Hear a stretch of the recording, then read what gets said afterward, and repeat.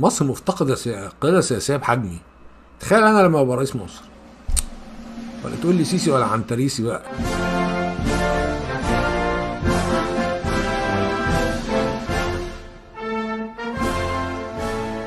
انا اوريكم لعب سياسه ولا لعب الكوتشينه.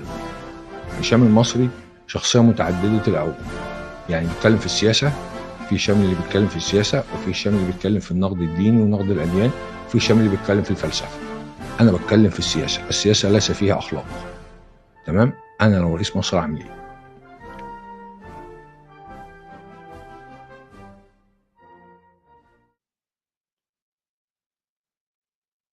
انا لو رئيس مصر همنع اي واحده تمثل مصر. انا لو رئيس مصر هطبق علمانيه لكعيه بنت دين كلب امها شختها من ورا، ما جابتهاش من قدام. همنع الحجاب في المدارس للطلب، او في المدارس والجامعات للطلبه والمدرسين. اي مؤسسه تابعه للدوله ما فيهاش حجاب ولا صليب. بص يا باشا، انا يعني ايه، انا لو رئيس مصر، امم تمام، امم لازم اعمل كالاتي. لازم اعمل في اهم ميدان او اهم مكان في مصر تمثال لمينا ده. ليه بقى؟ لان مينا ده يعني ايه، الاتراك بالنسبه لهم مصطفى كمال اتاتورك ده اساس الدوله التركيه، صح؟ حصل. وهو من 100 سنه، ما بالك ده بقى، ده اللي عمل مصر، ده اللي امم اسس مصر. احنا لسه ما رسيناش على ايه، على موضوع اللغه ده. هو اللي انا شايفه صح ان اللهجه المصريه اللي احنا بنتكلمها دي، تمام، تتكتب بحروف لاتينيه وتبقى دي اللغه بتاعتنا. يعني اللغه المصريه اللي بنتكلم بيها دي نغير بس الحروف بتاعتها لحروف ايه، لاتينيه، انجليزيه يعني، تمام، وتبقى دي اللغه بتاعتنا الرسميه. من الحاجات اللي انا اعملها لو انا كنت رئيس مصر، اعمل المجلس الاعلى لمكافحه العنصريه والتمييز. مجلس اعلى كده لمكافحه العنصريه والتمييز. يعني ايه عنصريه والتمييز؟ التمييز بسبب الدين، وبسبب العرق، وبسبب الجنس. اي حد يتعرض للتمييز بسبب اي حاجه من الثلاثه دول يتقدم لهذا المجلس، والمجلس ده بقى هو اللي ايه، هو اللي ياخد له حقه. هيبقى في قانون زواج مدني يا باشا. راجل يتجوز ست، ست تتجوز ست، راجل يتجوز راجل، راجل يتجوز ثلاجه، ست تتجوز سجاده. انا ما يهمنيش، انت فاهم؟ ده عقد بيضمن الايه، حقوق الطرفين الماديه بس. ويا باشا عايز تبقى سلفي خليك سلفي زي ما انت، مش هعمل لك حاجه، سيبك من الكلام اللي كنت بقوله زمان ده. خلاص عيلتك، تمام. عايز تبقى سلفي خليك سلفي زي ما انت. الحشيش ده هيبقى ليك. اه، انا هجيب لك عشرات المليارات من الموضوع ده. انت لو زرعت حشيش تحل مشكله الدولار اصلا لوحده بس. ده فضلا عن السياحه اللي هتجيلك، كل العرب هيجوا لك. بص، كل الدول العربيه اللي حواليك دي هتجيلك سياحه عشان تحشش عندك، صدقني. والدعاره برضه، مع ان انا مش حابب الدعاره دي لان امتهان للمراه قانون. انت عارف انا لو رئيس مصر عارف اعمل ايه؟ اخلي نص الجيش والشرطه، او تلت على الاقل، تلت الجيش والشرطه نساء، تمام، وربع الجيش والشرطه مسيحيين. ادخل المسيحيين بكثافه في جميع ادخلهم امن الدوله بكثافه، وادخل نساء امن الدوله بكثافه، تمام، وادخل في الجيش برضو مسيحيين والنساء بكثافه.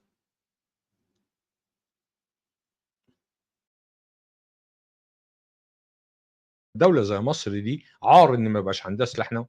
اللي مضى على اتفاقيه نزع الاسلحه النوويه ده خاين ايا كان بقى، تمام. كان لازم يبقى معاك سلاح نووي، كان يعمل لك برستيج ابن حرام في المنطقه هنا.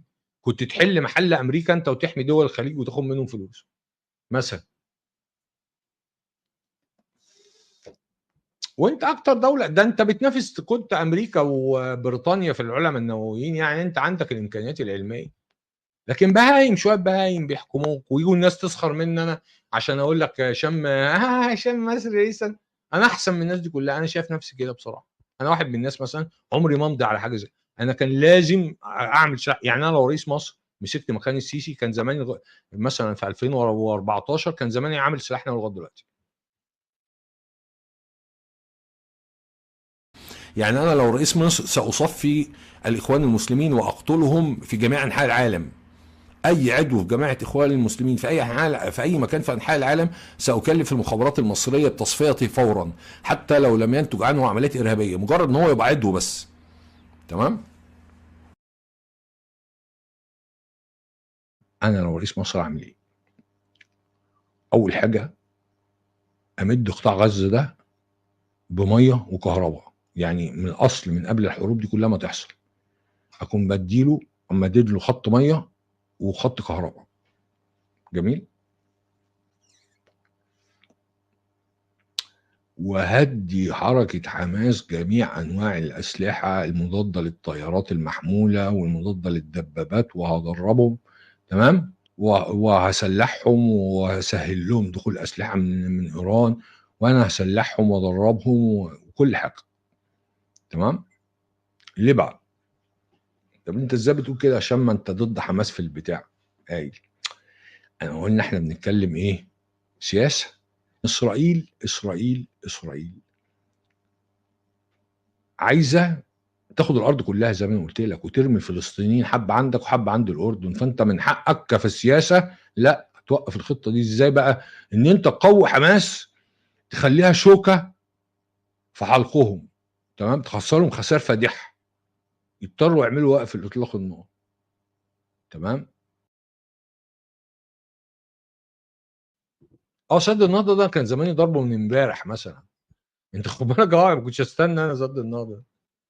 جبت قاذفات طويله المدى يا باشا. احنا عندنا قنبله اسمها نصر 9000. تمام. زي المذر، يعني نسخه مصغره من المذر اوف اول بومبس بتاعت امريكا والفازر اوف اول بومبس بتاع روسيا. 9 طن.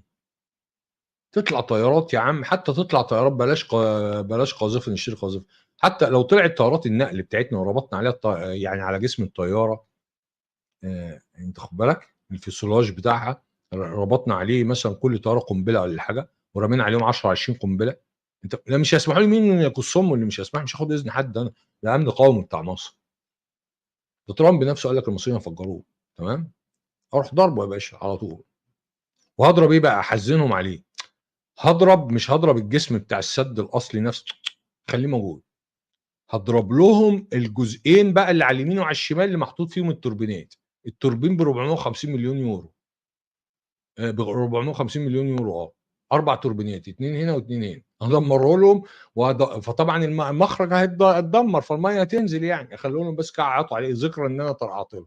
اضرب لهم نظام الدفاع الجوي، واضرب لهم المصنع بتاع الاسمنت، حتى اللي بيعمل المصنعين بتوع اللي بيعملوا اسمنت اللي عملوا فيه اللي بيعملوا بيه السد، عشان ما يفكروش حتى يعملوا تاني في المستقبل. واضرب لهم السد، واضرب لهم قاعده، اضرب لهم مطار اديس ابابا. تمام. وخلي ام احمد ده بقى تخبط دماغها في عقد، تصرخ من هنا لبكره. لا، هيحصل فيضان على السودان مش مشكله، يعني عادي بقى، معلش سامحونا بقى. انت خد بالك، هتخرق لهم شويه ارض كده وهيموت شويه ناس، بس يعني ما هنعمل ايه طيب؟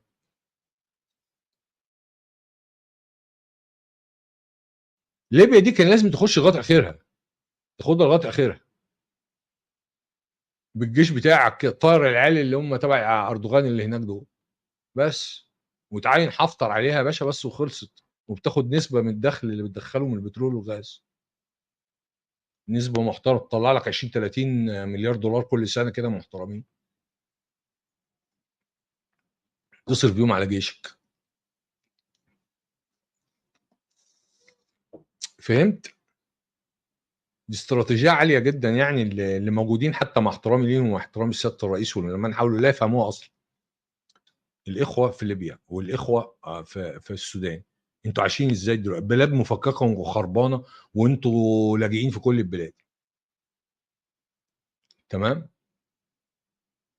انتوا هتبقوا دول مستقله يا باشا، بس يعني ايه، هيبقى في قواعد مصريه في الدول بتاعتكم هي اللي بتضمن الاستقرار السياسي بتاعت الدول بتاعتكم دي. تمام. وتعمل لكم دول نظيفه ودول محترمه، وترجعوا بلادكم وتعيشوا وتبقى بلادكم غنيه. تمام. مقابل. تمام. مقابل ايه؟ فلوس مثلا، او مميزات مصر بتاخدها في البلاد بتاعتكم، بس في الاراضي، في النفط، في بتاع.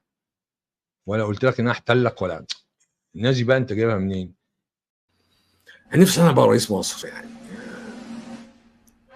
يا جت عليا يعني.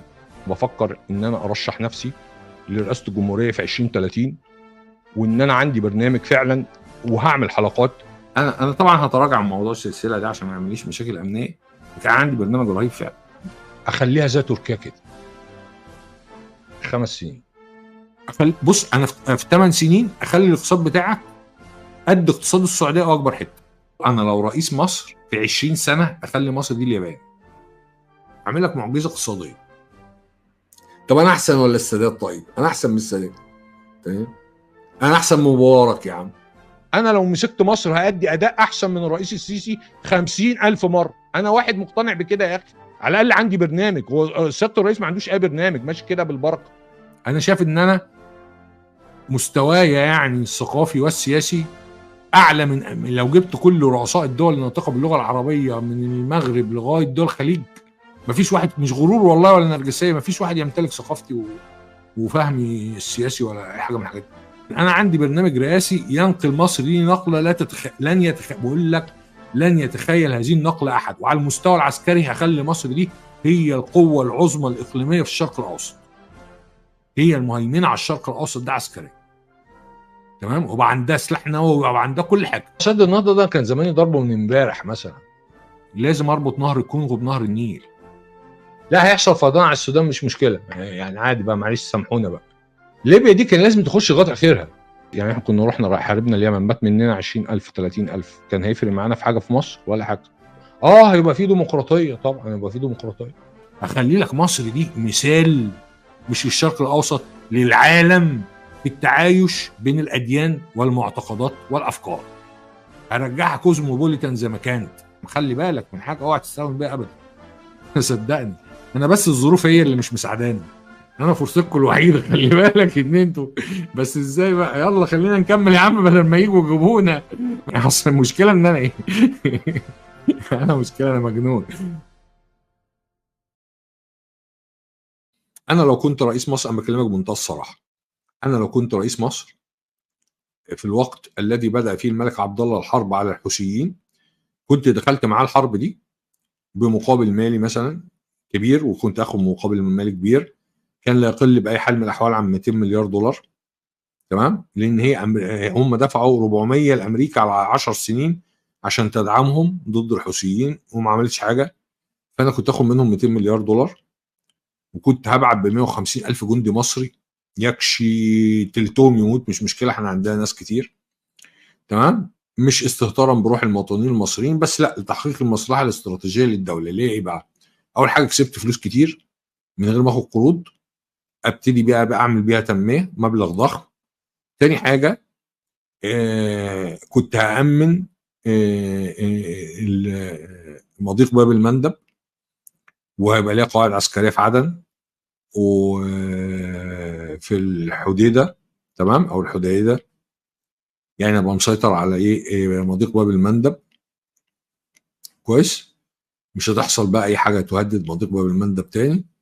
وفي نفس الوقت انا ركبت في الصف. اصل انت لازم تركب، كنت في صف السعوديه. ليه؟ السعوديه اللي معاها فلوس. انت ايه اللي ناقصك في مصر؟ ما تضحكش على نفسك يعني، سيبك بقى من الكلام الفارغ ده. تمام، انت ايه اللي ناقصك في مصر؟ فلوس. انت لو كنت حلفت مع السعوديه ضد الحوثيين كانت هتديك 200 مليار دولار مثلا، 150 مليار حاجه، ده غير اللي هتاخده من الامارات. اصبر بس، ده غير اللي هتاخده من الامارات. تمام، يعني كان ممكن تخلص لك من الشغلانه دي. كان ممكن الامارات برضو تمثل عليك مثلا ب 50 مليار ولا حاجه، ولا ب 100 مليار. كنت انت بص نجم، ولا احتجت لديون. عملت التنميه تمام، وتبني جيش ابن حرام. لو انا كنت مشيتها كده، اخد ال 250 مليار دولار دول منهم، حلو، 150 مليار دولار اعمل بيهم بقى البنيه بقى، المدن اللي انت عايز تعمل كل الكلام ده. 100 مليار اخلي الجيش المصري ده رابع جيش في العالم، اقوى من الجيش الهندي في البحريه بالذات.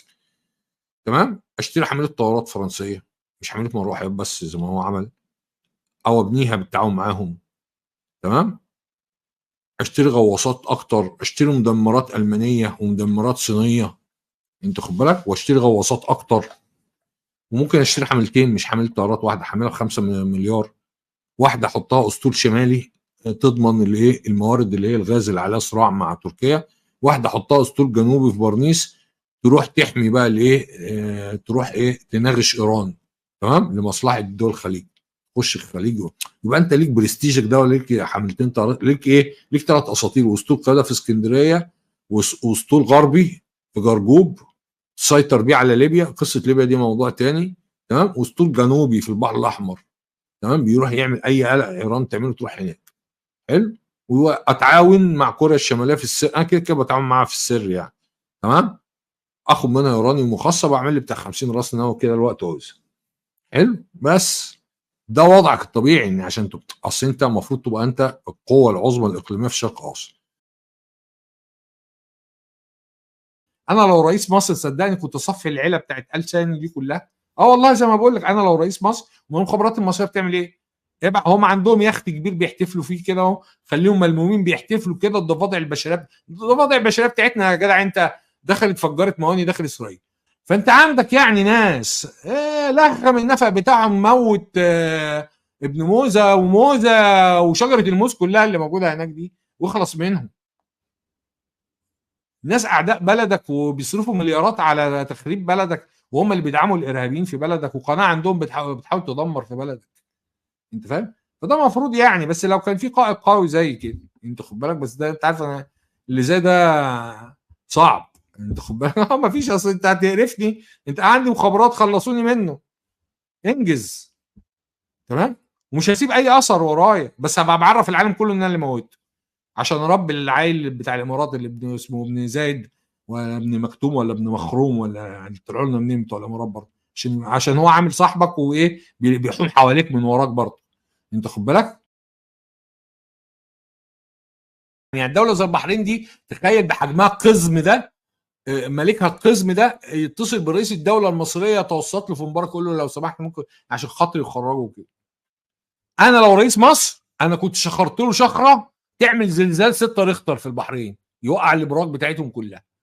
لو انا جاي اتصل بيا قال لي انا متوسط عندك عشان مبارك، لو انا رئيس مصر يعني كنت شخرت له شخره، يعني كانت هتطلع من التليفون هتعمل زلزال هتوقع الطبقه التكتونيه بتاعت البحرين، تعمل زلزال 6 ريختر هناك. انت عبيط يا ابني، انت مين انت عشان تتوسط اصلا؟ توسط ده حد كبير يعني. المهم، كلب اردوغان ده المفروض يضرب بالجزمه على دماغه، كان عايز يقاطع فرنسا عشان اعترفت بمذابح الارمن. انا لو رئيس مصر تاني يوم مش هعترف بقى بجرائم العثمانيين ضد الارمن، او هعترف بمذبحه الارمن، ده انا هعمل متحف لجرائم العثمانيين ضد الارمن في مصر. اردوغان بيقول لك ان الفرع بتاع المعهد في القاهره هو اكتر فرع للمعهد في العالم اقبالا عليه. بيقول لك في 22,000 مصري، في 22,000 مصري بيتعلموا اللغه التركيه فيه. وانا هنا اسال الدوله المصريه سؤالا، يعني انا لو رئيس مصر او انا مسؤول في مصر، ال 22,000 طالب اللي بيتعلموا اللغه التركيه دول انا اسقط عنهم الجنسيه المصريه، انا اسقط عنهم الجنسيه المصريه. لان المفروض تركيا لغايه من سنه لما احنا عملنا يعني صالحنا معاهم، دوله عدوه لينا. يعني تركيا دي دوله ايه؟ عدوه لينا. انت رايح تتعلم لغتهم ليه؟ يعني انا متاكد 22,000 اللي بيتعلموا اللغه التركيه دول كلهم اخوان، او 90% منهم اخوان.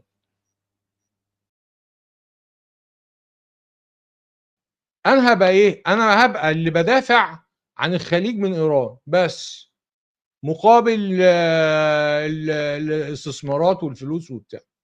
شفت الدماغ بتمشي ازاي؟ تحول نفسك فجأة كده لقوة إقليمية عظمى في المنطقة. هل من أفضل اتجاه مصر تحسين علاقات مع إيران من جهة الخليج يشعر بالخطر؟ يا باشا مش عشان يشعر بالخطر. بص، أنا قلت لك أنا لو رئيس مصر مسكت مصر النهاردة تاني يوم هرجع العلاقات مع إيران. ليه بقى؟ مش معنى ان انت ليك علاقات مع دوله ان انت بتحبها، بس هي الفكره ايه؟ انا ليه ابقى ملك اكتر من ملك؟ اذا كان اذا كان السعوديه ليها سفير في ايران وايران ليها سفير في السعوديه، يبقى انا عشان السعوديه اقطع العلاقات مع ايران؟ لا يا باشا، اعمل معاهم علاقات، انت فاهم، خليهم يجوا سياحه، وهم هيموتوا ويرجعوا العلاقات معانا، ان هم حابين الموضوع جدا. الايرانيين بيحبوا مصر. ويجوا لك سياحه يا باشا هنا، تكسب لك منهم شويه مليارات حلوين كده. يجي لك مثلا 5 مليون سائح ايراني ولا 3 مليون سائح ايراني كل سنه، وممكن انت تكون وكيل عنهم في بيع البترول اللي عندهم بترول مثلا. يعني ليك مصالح، هتعمل معاهم مصالح. تمام، تعمل معاهم مصالح. انت قاطع علاقات معاهم ليه؟ انت قاطع علاقات معاهم ليه؟ انت فاهم؟ انت ضد سياساتهم في المنطقه بس معاك مصالح معاهم. اصل انت مصلحتك مصلحه بلدك. انت فاهم؟ وهي السعوديه عامله معاهم علاقات على قد كل المشاكل دي، وفي سفر ما تعمل انت مصالح. وبعدين زي ما انت قلت كده تبقى وسيله، انت فاهم، ورقه في ايدك تلاعب بيها دول الخليج. انت فاهم؟ مش تاخد منه اكبر فلوس ممكن. برضو يعني مصر مفتقده قياده سياسيه بحجمي. تخيل انا لما ابقى رئيس مصر، ولا تقول لي سيسي ولا عنتريسي بقى، انت فاهم؟ سياسه، العب سياسه مصلحه. اعمل علاقات مع ايران يابا، وهات سياح من عندهم، وهات بترول منهم، وخد منهم فلوس، وخد منهم تمويل. هم يحبوك جدا، وهم عندهم اعتقاد ان مصر دي ترجع شيعه. خليهم معتقدين الموضوع ده، واسحب منهم فلوس على قد الموضوع ده. المصريين ولا اديك كلب ما لهمش دين. المصريين بيعبدوا الفلوس يا باشا. اللي هيديله جنيه هيتبعه. تمام. فخليك ناشط سياسيا، اعمل علاقات قويه مع اسرائيل كده. انت فاهم؟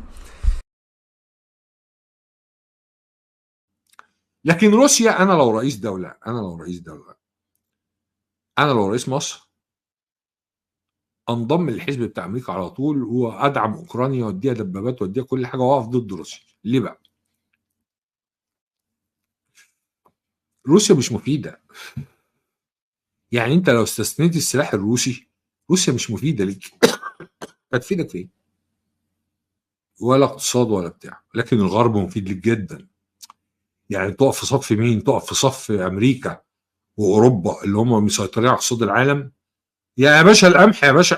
تقدر تجيبه من اي حته. تقدر تجيبه من اي حته. انت لو دوله محترمه كان زمان محطه الضبعه دي اوسخ مشروع عملته في مصر. يعني اكبر قرار خده السيسي في المشروعات اللي بيعملها دي هي محطه الضبعه دي. حد يروح لروسيا يا عم تعمل له مفاعل نووي؟ تمام، ما تروح لسيمنز في المانيا، خلي المانيا تعمل لك مفاعل نووي.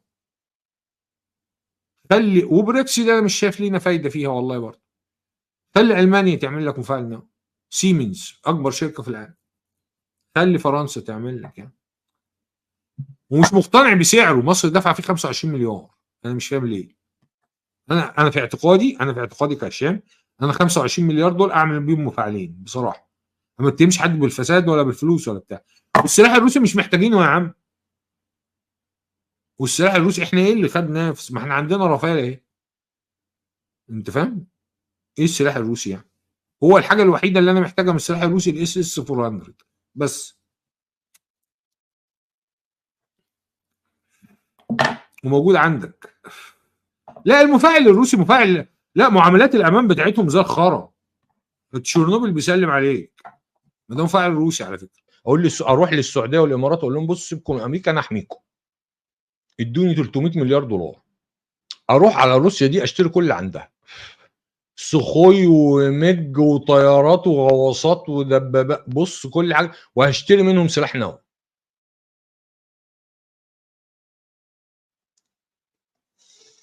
وبقى علاقاتي مع اوروبا حلوه برضو. انت خد بالك. بصدر وببيع معاهم وبتاع، وكل حاجه زي الفل، ومع امريكا زي الفل برضو. يعني ابقى بهلوان. ما السياسه لازم تبقى بهلوان، علاقاتك حلوه مع كل. الصين دي انا وهي هبقى مش واحنا علاقتنا بيها حلوه جدا، بس لا هبقى تظين في الباس. هيبقى اللي عند الصين عندي. خلي الصين تنقل تعمل مصانع عندي بتاع عربات بص هبوظ الدنيا. انت عارف انا لو ماسك العراق دي، انا لو مسكت رئيس العراق بمواردها دي، اخلي لك العراق دي في 5 سنين سويسرا. اخلي لك العراق دي في 5 سنين سويسرا. العراق عندها موارد ضخمه جدا من البترول. بتروح فين؟ ما بتعملش محطات كهرباء ليه؟ ما بتعملش. يا اخي ده بديهيات عشان تعرف بس قد ايه فساد الحكومه وضعف عقلهم. انا بحس ان هو الحكومه العراقيه ضعاف في العقل، يعني شديد الضعف في العقل. العراق دي من اعلى درجات الحراره في العالم في الصيف، صح؟ شمس حارقه. طب ما تعمل محطات طاقه شمسيه.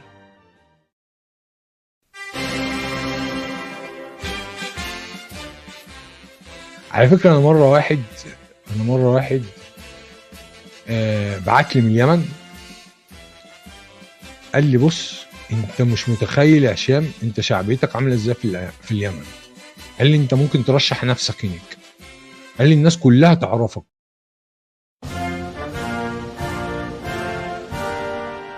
انا لو مواطن امريكي انا عشان مصر انا ارشح نفسي انتخابات بكره، الاقي سبونسر بس يمولني ويديني فلوس ارشح نفسي في انتخابات بكره.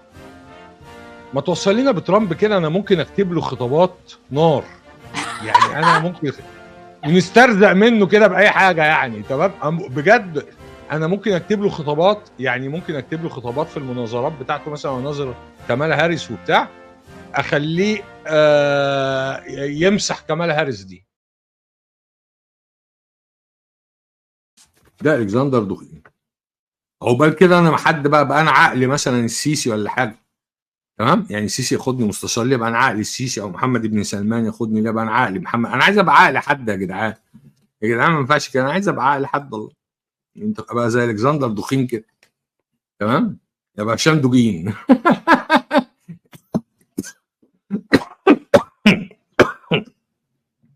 يبقى هشام دوجين يقول لك عقل السيسي. صح؟ مش صح يا ريس؟ يعني بدل القلاضيش اللي حواليك دول تجيب هشام المصري، صح؟ يعني بدل شويه القلاضيش واحمد موسى وعمرو اديب انتخابات ومش عارف جايب لي المسلماني والمغنماني والمش عارف مين، صح؟ تجيب هشام المصري. يعني هشام المصري هيفيدك هناك، ومش عايز منك حاجه يا عم، هتديني فلوس طبعا كتير جدا يعني، بس هي مش القصه كده. الفلوس طبعا لازم ايه يعني، هتديني فلوس كتير، بس يعني انا مش عايز حاجه، يعني مش عايز منصب او مش عايز حاجه يعني، وهفيدك يعني افيدك صدق. جرب كده وانا موجود، وعايز تعرف سكتي اسال الضابط ايه، الضابط المسؤول عني في امن الدوله، ويرجع الكلام نخف عليهم. فعملت سيرفي كده على كوميونتي فينا على اليوتيوب، على سلسله هشام المصري رئيسا لمصر عاملها ما عملهاش، اغلب الناس قالوا لا عشان ما تقبضش عليك تاني. ده مجرد ان انا هعمل سلسله، ما رشحتش نفسي فعليا للرئاسه. انت انا بقول لك اعمل سلسله، انت فاهم؟ قول هشام المصري رئيسا لمصر. انت مين يا صايع يا صاروخ عشان تعمل رئيس الجمهوريه؟ وحط البرنامج بتاعه. انا عندي برنامج فعلا يخلي مصر دي في 20 سنه اليابان فعلا. هو جزء منه مكتوب مش كله، بس برنامج رهيب يعني، تمام؟ فالناس كلها قالوا لي ايه؟ قالوا لي لا عشان ما تعملش تاني. ده انا بعمل برنامج، انا يعني بعمل فيديو. انا رشحت نفسي حقيقه لسه ولا حاجه؟ انا بحلم، هو الحلم حرام؟ انت واقع تحت سلطان الحاكم الصنم الدكتاتور، سواء انت بقى في دوله جمهوريه او دوله ملكيه، انت عندك حاكم صنم كل الناس بتمجد فيه، وكل الناس في 24 ساعه في جميع وسائل الاعلام بتشكر فيه، بتعرض في مميزاته ازاي ان هو يعني ايه، كائن استثنائي، وان هو ازاي يعني هو عمل حاجات ما تتعملش، ما ينفعش حد يعملها، هو عملها، وهو راجل عبقري، وهو راجل ممتاز، والناس كلها بتحبه. لا تسرف في الامل، لا تسرف بالسين يعني في الامل. ليه بقى؟ حتى لا تعيش في عالم موازي. اسراف بقى في الامل. انا عندي امل هشام ان انا بقى ايه، ابقى رئيس مصر. فالاسراف في الامل ده بقى يخليني عايش في عالم موازي، بعمل الناس ان انا رئيس الجمهوريه، اكلم الناس، حد يكلمني اقول له انت ازاي تكلمني كده، انا هبقى رئيس مصر. انت تتشرف ان انت تطلع معايا اصلا، وان انا اتكلم معاك، لان انت في بلدك هلفوت، انت ولا ليك قيمه في بلدك. انا هنا يا ابني مرشح رئاسي، هرشح نفسي لرئاسه مصر 2030. احترم نفسك. لا ده كده عالم موازي، ده اسراف في الامل. انت خلاص بقى يعني انا تقمصت شخصيه رئيس مصر من دلوقتي، انت فاهم؟ خلاص بقى بتعامل الناس ان انا لازم تعاملني ان انا رئيس مصر. انا احلام اليقظه بتاعتي يا حبيبي ان انا ابقى رئيس مصر، دي احلام اليقظه بتاعتي. تمام. فانا يعني مش حاجه صغيره مثلا انت تاخد مني وتجري كده وبتاع، ويعني ايه الشام ده ولا حد شافه. انا كده عالم موازي. في ناس هتاخدني على قد عقلي، يعني مثلا هو متجوز مراتها هتاخدني على قد عقلي، تقول لك ده مجنون، الراجل اتجنن، ناخده على قد عقله، ابو العيال بقى نستحمله خلاص. انا رمز هنا في مصر، مش شخصيه عاديه يعني، تمام؟ يعني رمز لمجموعه كبيره من البشر. اخواتك مثلا يستحملوك، يقول لك هشام بس دماغه خفت، لا اله الا الله دماغه خفت يا عم وبتاع، وفاكر نفسه رئيس الجمهوريه، خده على قد عقله كده، هتلاقي نفسك عايش في عالم موازي بقى. والله يعني ستكون نكتة القرن إذا فعلا ترشح هذا الشخص للانتخابات الرئاسية.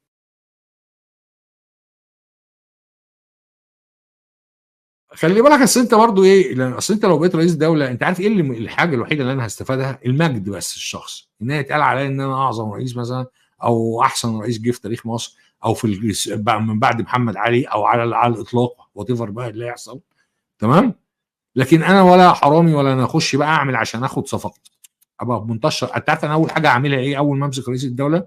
هبيع الطياره الرئاسيه، اركب طيارات زي بقيه الناس، ومش هركب فيرست كلاس كمان. تمام. هركب الايكونومي. انت خد بالك، لازم رئيس الدوله ده يبقى قدوه للشعب، عشان الشعب يقتدي بيه.